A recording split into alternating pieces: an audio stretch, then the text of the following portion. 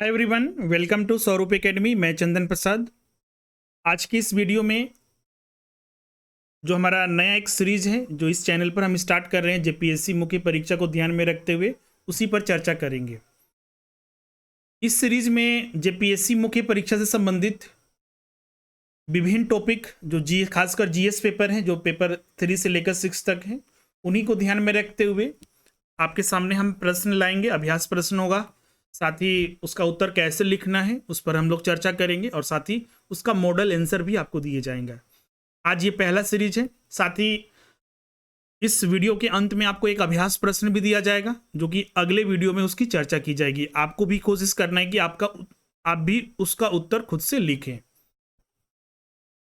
और जो भी छात्र आंसर राइटिंग इंप्रूवमेंट कोर्स में अभी तक ज्वाइन नहीं किए हैं, जिसमें कि 70 डेज का इंप्रूवमेंट कोर्स होगा, और साथ ही इसमें अलग से 40 मेंस टेस्ट सीरीज लिया जाएगा, जिसमें कि 16 फुल लेंथ मॉक टेस्ट और जो 24 होगा वो सेक्शनल टेस्ट होगा।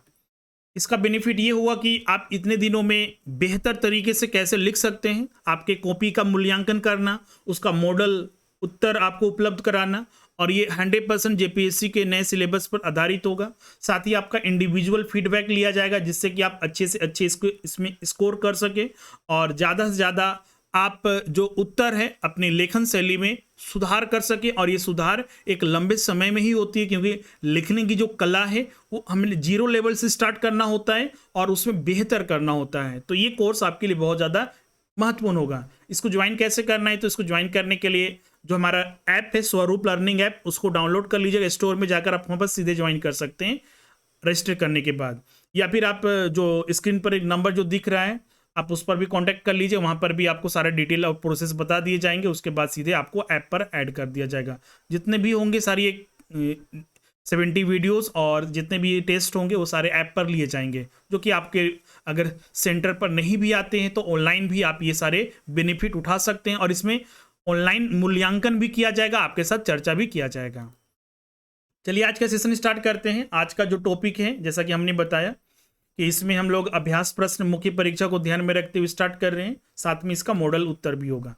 आज जो हमने जो प्रश्न लिया है पेपर 5 भारतीय अर्थव्यवस्था, वैश्वीकरण और सतत विकास से लिया है। चलिए प्रश्न को एक बार रीड करते हैं। प्रश्न है, प्रधानमंत्री फसल बीमा योजना की मुख्य विशेषताओं का उल्लेख करते हुए इसके कार्यान्वयन के समक्ष प्रस्तुत हो रही चुनौतियों की विवेचना कीजिए। प्रश्न को जब भी मुख्य परीक्षा का आप उत्तर लिखते हैं तो प्रश्न को तो सबसे पहले ध्यान से पढ़ना है। प्रश्न को अगर आप ध्यान से नहीं पढ़ते हैं, उसको समझने की कोशिश नहीं करते हैं और सीधे उत्तर लिखना प्रारंभ कर देते हैं, तो वहां पर बिल्कुल आपको सही अंक नहीं दिए जाएंगे। एक चीज ध्यान रखिएगा। और सबसे ज्यादा जरूरी होता है कि प्रश्न के हर एक पहलुओं को, हर एक बिंदुओं पर, हर एक वर्ड पर आपको पकड़ होनी चाहिए। जैसे कि यहाँ पर पूछा गया प्रधानमंत्री फसल बीमा योजना, तो इसकी सबसे पहले एक यहाँ पर जो इंपॉर्टेंट पॉइंट है वो है कि इसकी मुख्य विशेषताओं के बारे में आपको लिखना है। साथ ही इसको इंप्लीमेंट करने में, कार्यान्वयन करने में, इसको लागू करने में जो चुनौतियां प्रस्तुत हो रही है उसकी विवेचना करना है। विवेचना का अर्थ भी यहां पर आपको समझना होगा। विवेचना करने का मतलब क्या है? तो विवेचना करने का मतलब हुआ कि आपको संपूर्ण तथ्यों को, जो तार्किक जो फैक्ट हैं, उन पहलुओं को शामिल करते हुए इसमें जो चुनौतियां हो रही है उसको संपूर्ण तरीके से आपको प्रेजेंट करना है अपने उत्तर में। ये 40 अंक का हमने यहाँ पर प्रश्न रखा हुआ है, जिसमें कि आपको 40 अंक के लिए आपको करीब 750 से 800 शब्द में आपको लिखना है। इसमें भी एक समस्या होती है स्टूडेंट को कि क्या ये जो शब्द है उतना में ही हमको लिखना है या फिर थोड़ा बहुत ऊपर नीचे हो सकता है। ध्यान रखिएगा, जो भी कॉपी आपका चेक करेगा प्रशिक्षक, वो कभी भी ये काउंट नहीं करता है कि आपने एक एक वर्ड काउंट नहीं करेगा कि जैसे कि आपने यहाँ पर प्रधानमंत्री एक वर्ड हुआ तो एक एक वो वर्ड नहीं काउंट करता है। आप जो लिखते हैं उसके आधार पर, क्योंकि उनका एक्सपीरियंस होता है, तो उसके आधार पर वो तय कर लेते हैं कि हाँ कितने शब्दों में लिखा गया होगा। हाँ, लेकिन एक चीज अब आपके मन में सवाल उठेगा सर कि मान लीजिए हम उत्तर लिख लेते हैं 600 शब्द 700 शब्दों में, या फिर 800 900 हो जाता है, क्या ज्यादा होना और कम होना, क्या इसके अंक काट लिए जाते हैं? तो ऐसा जेपीएससी ने या फिर कोई सिविल सेवा में ऐसा नियम नहीं है कि अगर आपने ज्यादा लिख लिया या फिर कम लिख दिए तो आपका नंबर काट लिए जाएंगे। ये प्रशिक्षक के ऊपर डिपेंड करता है कि आपको इसके लिए नंबर काटे या ना काटे। इसके लिए कोई रूल सिविल सेवा के जो जेपीएससी या फिर स्टेट वाले या फिर यूपीएससी के द्वारा ऐसा कोई नियम कहीं देखने को नहीं मिलता है। हाँ, लेकिन वो कोशिश करना चाहिए स्टूडेंट को कि जो भी शब्द लिखा गया है शब्द सीमा में ही अपना उत्तर दें तो ज़्यादा हमारे लिए सही होगा, जिससे कि प्रशिक्षक को भी इधर उधर सोचने की बात नहीं होगी, आपके उत्तर पर वो मेन फोकस करेगा। तो इन बातों का ध्यान में रखिएगा। जब भी उत्तर लिख रहे हैं तो प्रश्न में जो डिमांड किया गया है उसी के अनुसार आपको उत्तर देना है, प्रश्न को ध्यानपूर्वक पढ़ना है। और जब भी उत्तर लिख रहे हैं तो ध्यान रखना है शब्दों का खेल बहुत ज़्यादा होता है, तो शब्दों को आपको ध्यानपूर्वक इसका उपयोग करना है कि जो प्रश्न पूछा गया है उन्हीं का आप उत्तर देने के और उसी के इर्द गिर्द उत्तर देने की कोशिश करें। अननेसेसरी बातें न लिखें कि हम अगर 800 शब्द में लिखना है तो कुछ नहीं समझ में आ रहा है तो कुछ अन्य बातों को लिख दें या फिर कुछ अन्य चीज़ को शामिल कर दें। लग तो रहा है कि उसी का है लेकिन वो प्रश्न का डिमांड नहीं है, तो प्रश्न का जब डिमांड ही नहीं है तो हम उसको लिखें क्यों? प्रश्न का डिमांड है, उसी चीज़ को लिखिए, ज़्यादा आपको अंक मिलेंगे। क्लियर है? इन चीज़ को ध्यान में रखिएगा।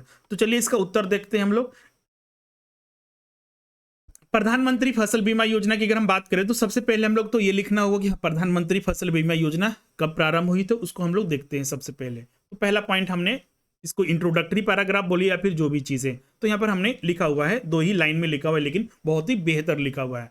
जनवरी 2016 में प्रधानमंत्री की अध्यक्षता में केंद्रीय मंत्रिमंडल ने प्रधानमंत्री फसल बीमा योजना को मंजूरी दी। इस योजना को खरीफ 2016 से लागू किया गया। ध्यान रखिएगा, आगे हम इस विस्तार में बताएंगे कि यह जो योजना है कहाँ कहाँ लागू होता है, लेकिन जब पहली बार लागू हुआ तो सिर्फ खरीफ फसलों के लिए ही 2016 में लागू किया गया था। अब आते हैं, तो ये आपका एक छोटा सा इंट्रो हो गया, तो इसको ध्यान में रखना, ये चीज़ें यहाँ पर लिखना अनिवार्य है हमारे लिए और बिल्कुल ये सही रास्ता भी है। अब आते हैं मुख्य विशेषताओं पर, क्योंकि प्रश्न में तो सीधा विशेषता पर हम लोग बात किया है, तो विशेषता में अगर आते हैं तो हम इसको एक एक करके देखते हैं। तो प्रधानमंत्री फसल बीमा योजना की अगर विशेषताओं की बात करें तो इसमें क्या होता है, तो इसमें आपका जितने भी फसल हैं, चाहे वो खरीफ फसल हो, रबी या फिर वार्षिक वाणिज्यिक या फिर बागवानी फसल हो, उसको इस योजना के अंतर्गत शामिल किया गया है। इस योजना में क्या होता है, तो इस योजना के अंतर्गत जो खरीफ की फसल है उसके बीमित राशि का 2% तक का बीमा प्रभार, रबी अगर फसल है तो उसका 1.5% तक का, और अगर कोई वाणिज्यिक या फिर बागवानी फसल के लिए बीमित राशि है का 5% तक का बीमा प्रभार निश्चित किया गया है।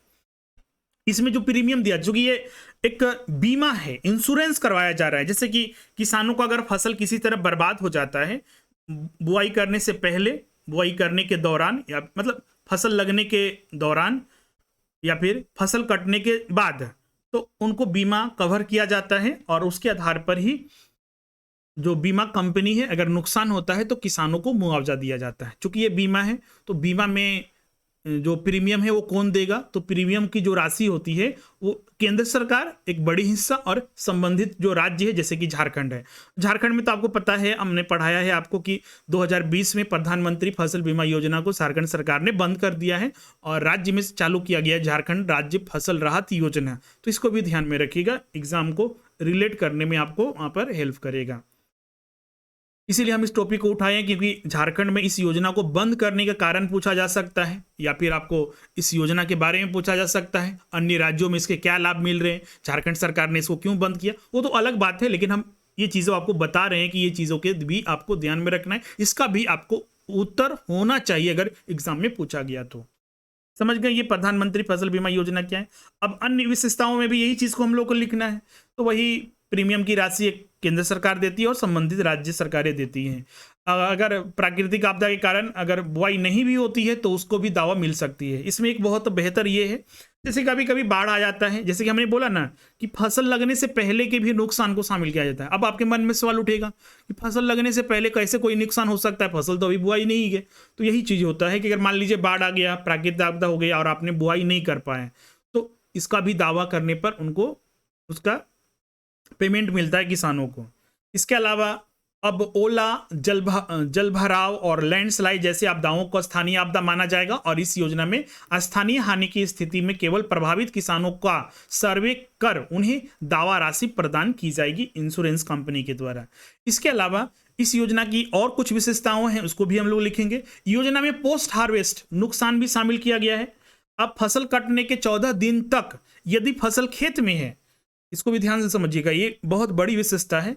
अगर फसल खेत में ही 14 दिन हो चुके हैं और उस दौरान कोई आपदा आ जाती है तो भी किसानों को दावा राशि मिल सकेगी। इसके अलावा अब इसमें दावा जो किया जाता है उसमें भी एक चीज़ों को शामिल किया गया है। ये टेक्नोलॉजी है, क्या है इस योजना में जो कि इसकी विशेषता को और बढ़ाता है। तो योजना में टेक्नोलॉजी जैसे रिमोट सेंसिंग इस्तेमाल कर फसल कटाई नुकसान का आकलन शीघ्र एवं सही तरीके से किया जाता है ताकि किसानों को दावा त्वरित रूप से मिल सके, जल्द से मिल सके और सही मिल सके। क्योंकि अगर मैनुअली जो फिजिकली अगर चेक होता था तो वहां पर संबंधित किसान को सही से दावा राशि नहीं मिल पाती थी। इसीलिए इसमें शामिल किया गया कि इंश्योरेंस कंपनियां रिमोट सेंसिंग का उपयोग करें जिससे कि कटाई और जो नुकसान है उसका आकलन शीघ्र किया जा सके और किसानों को एक सही दावा मतलब जो उनको जल्द से जल्द भी उनको मिल सके, जो उनको मिलने वाला है अमाउंट, और साथ ही एक सही आकलन भी उसका हो। इसके अलावा फसल कटाई प्रयोग के आंकड़े तत्काल स्मार्टफोन से भी अपलोड कराए जाते हैं, जो कि एक इस योजना की प्रमुख विशेषताओं में से एक है। इसको भी ध्यान में रखना है। तो ये सारी विशेषताएं, इसमें और भी पॉइंट आप लिख सकते हैं जो कि अगर कंटेंट अगर आपको और बढ़ाना है, ये मेन पॉइंट थे जो कि हमने यहां पर लिखा है, क्योंकि इसका एक और भाग है, इसमें और भी चीजें हम लोग को लिखनी है। अब जैसे कि हमने यहाँ पर एक और इसमें भाग था, चूंकि इसमें देखिएगा इस प्रश्न में दो भाग है। पहला भाग तो ये है कि आपको विशेषताओं को लिखना है और दूसरा इसको इंप्लीमेंट करने में, लागू करने में जो चुनौतियां प्रस्तुत हो रही है उसकी विवेचना करना है। विवेचना में आपको पता है कि तार्किक चीजों को शामिल करते हुए उस पर आप स्थिति को स्पष्ट कीजिए कि आखिर क्या समस्याएं, क्या चुनौतियां हैं। तो उस पर आते हैं दूसरा सेक्शन में। तो ध्यान रखिएगा, प्रधानमंत्री फसल बीमा योजना, फसल योजना के कार्यान्वयन के दौरान प्रस्तुत हो रही चुनौतियां निम्नलिखित हैं। क्या क्या चुनौतियां हैं? तो सबसे पहला, बड़े स्तर पर बीमा कवरेज के बावजूद बीमांकिंग प्रीमियम जो एक्रूअल प्रीमियम की राशि बढ़ती गई है जबकि इसे कम होना था। बीमा कंपनियां ज्यादा से ज्यादा प्रीमियम ले ये कोशिश कर रही है धीरे धीरे, और ये बीमा की राशि बढ़ रही है। इसका सबसे बड़ा कारण यह है कि बीमा कंपनियां अधिकतम फायदा लेने के चक्कर में प्रीमियम राशि बढ़ा रही है। संभावना है कि अगले सीजन में प्रतिस्पर्धा के चलते प्रीमियम राशि में कमी आएगी। इससे कमी क्यों आएगी? क्योंकि अन्य इंश्योरेंस कंपनियां भी इसमें शामिल होंगी, तो जब कंपटीशन बढ़ेगा तो वहां पर हर एक कंपनियां अपने जो प्रीमियम है उसमें कमी करेगी, क्योंकि दूसरा ऑप्शन आ जाता है तो वहां पर यह स्थिति बनती है। दूसरा बड़ी चुनौती है कि पूर्वी उत्तर प्रदेश, बिहार और असम के क्षेत्र जहां के किसानों की फसलें बाढ़ के कारण खराब हुई है, वहां उनके नुकसान का आकलन रिमोट सेंसिंग से न करके आंखों से किया गया है, जो कि एक बहुत बड़ा है कि दावा उनको सही नहीं मिल पाएगा किसान को सही से। बीमा कंपनियां ऐसे जगह पर दावा या फिर ऐसे जगह पर जो सही चीजों का आकलन नहीं करती है, क्योंकि उनको पता है कि ये सारे ऐसे राज्य हैं या फिर ऐसे क्षेत्र हैं जहां पर बाढ़ की वजह से समस्या आएगी, और वहां पर प्रीमियम मतलब कि वहां पर बीमा कवर भी जल्दी से वो लेती नहीं है, क्योंकि आपको उनको पता है कि अगर यहाँ पर लेंगे तो हमारा ही नुकसान है, क्योंकि यहाँ पर तो नुकसान होते ही रहता है और हमको फिर दावा जो राशि है वो देना पड़ेगा। तो इसीलिए वहां पर ये सारे जो है उनको अपना कुछ ऐसे प्रयोग करते रहते हैं जिससे कि उनको दावा राशि न देना पड़े। तो यहां पर देखिए मैनुअली काम किया जा रहा है, आंखों से किया जा रहा है, तो सही से आकलन नहीं हो पाएगा, दावा राशि सही नहीं मिल पाएगी। इसके अलावा ड्रोन और स्मार्टफोन की सुविधा अधिकारियों को उपलब्ध नहीं कराई गई है, यह भी एक बहुत बड़ी समस्या है। अब जब अधिकारियों को ड्रोन और स्मार्टफोन की सुविधा नहीं उपलब्ध कराई जाएगी तो सही से आकलन नहीं हो पाएगा। जैसे मान लीजिए दूर दूर क्षेत्र में मैनुअली आप आंखों से देख के कितना आप आकलन कर सकते हैं, सही और सटीक आकलन नहीं हो पाता है, तो किसानों को सही मुआवजा इसमें नहीं मिल पाएगा। ये भी एक समस्या है। इसके अलावा कई राज्य बीमा कंपनियों को अग्रिम में प्रीमियम राशि का भुगतान करने में विफल रहे हैं। जैसे कि हमने अभी बताया था कि इसमें जो प्रीमियम दिया जाता है वो केंद्र सरकार देती है, सेंट्रल गवर्नमेंट तो सही पर अपना प्रीमियम दे देती है, लेकिन जो संबंधित राज्य सरकारें हैं वो अपना प्रीमियम नहीं दे पाती है, समय पर नहीं देती है। इस वजह से भी बीमा कंपनियां जो मुआवजा वगैरह देने में भी डिले करती है, या फिर प्रीमियम न मिलने की वजह से भी उनको उचित जो मुआवजा मिलना चाहिए था वो नहीं मिल पाता है बीमा कंपनियों से। इसके अलावा ये तो सरकार अपनी गलती है, इसके अलावा बीमा कंपनियां भी, अगर बीमा कंपनियां किसी का आकलन करती, किसी किसान का कुछ नुकसान हुआ है तो उनको भी मुआवजा मिलने में देरी होती है, तो बीमा कंपनियों को भी जल्द से जल्द उस पर काम करना चाहिए। ये भी एक बड़ी चुनौती है। इसके अलावा इस योजना में जंगली जानवरों जैसे हाथी, नीलगाय, जंगली सुअर आदि नष्ट की जाती फसलों के जोखिम और नुकसान को शामिल नहीं किया गया। एक सबसे बड़ी यही चुनौती है, इस चीज को ध्यान में रखिएगा। इसमें हर तरह की अभी चीजें हमने बताई, प्राकृतिक आपदा के कारण और अन्य की चीजों की वजह से यहाँ पर तो शामिल है, उसका मुआवजा मिलेगा। लेकिन अगर जंगली जानवरों या फिर अन्य जो पशु है उसकी वजह से अगर कुछ नुकसान होता है तो उसको इसमें शामिल नहीं किया गया और उसके लिए कोई राशि नहीं दी जाएगी किसानों को। तो ये एक सबसे बड़ी समस्या, एक सबसे बड़ा चुनौती है। इसके अलावा ज्यादातर राज्यों में इस योजना के तहत बीमा कवर के लिए बोली लगाई जाती है। बोली एक सीजन 6 माह या 2 सीजन 1 वर्षों के लिए होती है। जो बीमा करता कंपनी एक सीजन के लिए बीमा कवर की बोली जीतती है उसे अगले सीजन में आने के लिए बाध्य नहीं किया जाता है, जा सकता है। इससे होता यह है कि जिस साल मानसून बेहतर रहता है उस वर्ष बीमा करता खूब कमाते हैं। मतलब कि उनको लगता है कि इस साल सही मानसून है, सही से फसल उगेगा, उस साल उनको मुआवजा नहीं देना पड़ेगा, तो बीमा कंपनियों को बहुत ज्यादा लाभ होता है। लेकिन जैसे उनको पता चल जाता है कि अगर इस साल, क्योंकि मानसून कमजोर होती है या फिर बाढ़ वगैरह ज्यादा आ जाता है, तो उनको पता चल जाता है, वो आकलन तो हो जाता है कि हाँ इस साल तो हमको नुकसान होने वाला है, तो इसीलिए वो बीमा कवर की जिम्मेदारी नहीं लेने की कोशिश करती है। तो ऐसा देखा जाता है। तो ये भी एक चुनौती है, इससे भी निपटना चाहिए। इसके अलावा देश की बड़ी आबादी, चूंकि हमारी जो, अगर हम बात करें तो इन चुनौतियों के बाद अगर हम बात करें तो हमारे देश में आप देख सकते हैं हमारी एक बहुत बड़ी आबादी खासकर गांवों में रहती है और कृषि पर निर्भर है। ऐसे में प्रधानमंत्री फसल बीमा योजना का सफल क्रियान्वयन किसानों के जीवन में खुशहाली ला सकती है। इसीलिए इस योजना के उद्देश्य की पूर्ति हेतु सरकार को योजना के समक्ष प्रस्तुत हो रही चुनौतियों को शीघ्र निपटना चाहिए। क्लियर है? ये आप निष्कर्ष में यहाँ पर ये पॉइंट को लिख सकते हैं। क्लियर है? इसको ध्यान में रखिएगा। इसमें ध्यान रखिएगा, हो सकता है कि आप लोगों की सर की ये 700 750 कंटेंट कम है, लेकिन हमने मूल जो विशेषताएं हैं उन्हीं को शामिल किया है। इसमें कुछ और पॉइंट आप लिख सकते हैं। अब यहाँ पर चुनौतियां हैं तो इसके समाधान वगैरह भी चीज़ों के बारे में आप थोड़ा बहुत वहाँ पर लिख सकते हैं। जैसे कि यहाँ पर प्रश्न में ये भी बढ़ा जा सकता है, जैसे कि जो सामने आ रही चुनौतियां हैं, चुनौतियों से निपटने के लिए जो आपके सुझाव है, हो सकता है कि आपको बोल दिया जाए कि आप सुझाव दीजिए इसमें कि क्या क्या इन चुनौतियों से निपटने के लिए सुझाव आप दे सकते हैं। तो सुझाव यही, जो समस्या है उसके जस्ट उल्टा भी कर सकते हैं। जैसे कि अधिकारियों को ड्रोन और स्मार्टफोन की सुविधा उपलब्ध कराया जाना चाहिए। जैसे कि यहाँ पर एक और ये था कि जैसे कि इसमें जंगली जानवरों के द्वारा भी, खासकर बहुत सारे ऐसे राज्य, कुछ राज्य में तो इसका असर नहीं पड़ता है, लेकिन बहुत सारे ऐसे राज्य हैं जहाँ पर जैसे झारखंड हो गया, छत्तीसगढ़ हो गया, बहुत सारे ऐसे राज्य हैं जहाँ पर जंगली जानवरों की वजह से बहुत ज़्यादा फसल का नुकसान होता है। तो वहाँ पर भी इनको शामिल किया जाना चाहिए, जिससे कि किसानों को अगर फसल नुकसान होता है तो उनको भी बीमा कवर अगर रहेगा तो उनको भी मुआवजा मिलेगा और उनसे किसानों को राहत मिलेगा। तो ये सारी समस्या है, इसका निवारण करने के लिए सारे सुझाव आपके होने चाहिए। तो अगर समस्या का निवारण करने के लिए सुझाव पूछा जाए तो जरूर उसको लिखिएगा। और ये निष्कर्ष में एक छोटा सा पॉइंट हमने लिख दिया है। एक इनिशियल में ही बता रहे थे, ये प्रश्न का डिमांड नहीं है, लेकिन आपको ये ध्यान रखना चाहिए, एग्जाम में हो सकता है इसके बारे में पूछा जाए। प्रधानमंत्री फसल बीमा योजना 2.0, ये 2020 में इसको लाया गया। इसमें क्या लाया गया, क्या नया चीज किया गया इसमें? तो जो अभी समस्या आप देख रहे हैं तो उसी को थोड़ा और भी सुधार करके केंद्र सरकार ये 2.0 लाई है।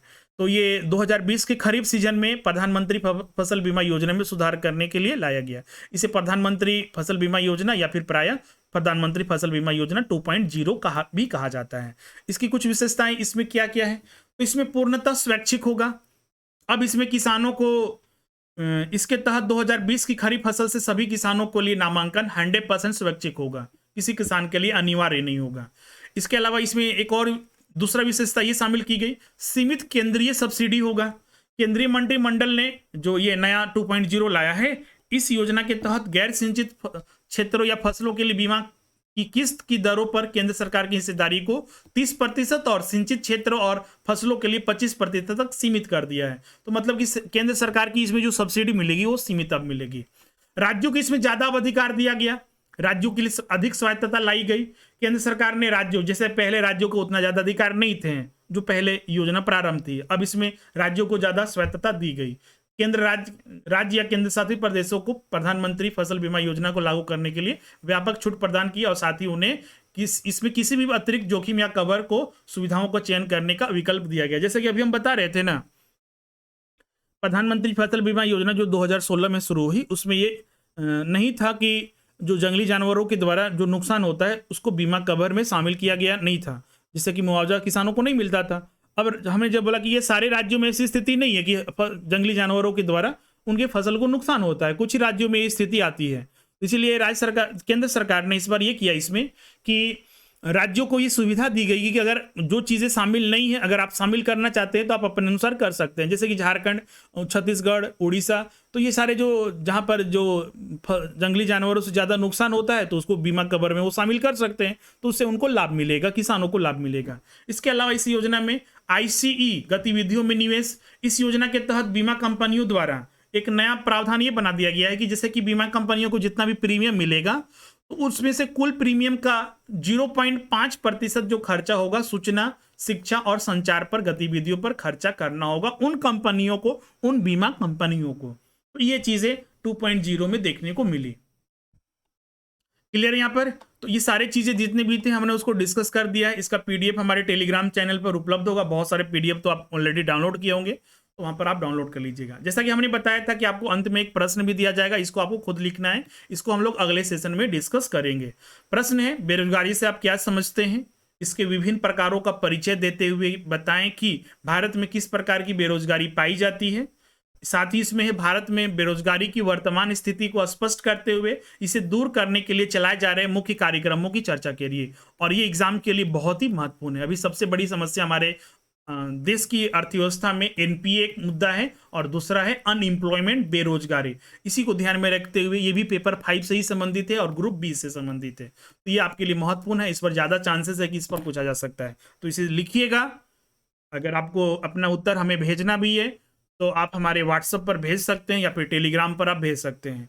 WhatsApp नंबर हमारा जो है वो 7004579780 है। आप इस पर अपना उत्तर जो लिख के है वो भेज दीजिएगा। क्लियर है? इसे हम लोग अगले वीडियो में चर्चा भी करेंगे। तो मिलते हैं अगले क्लास में। आज के लिए बस इतना ही। आप सब अगर टेलीग्राम चैनल अभी तक नहीं ज्वाइन किए हैं तो टेलीग्राम चैनल ज्वाइन कर लीजिएगा।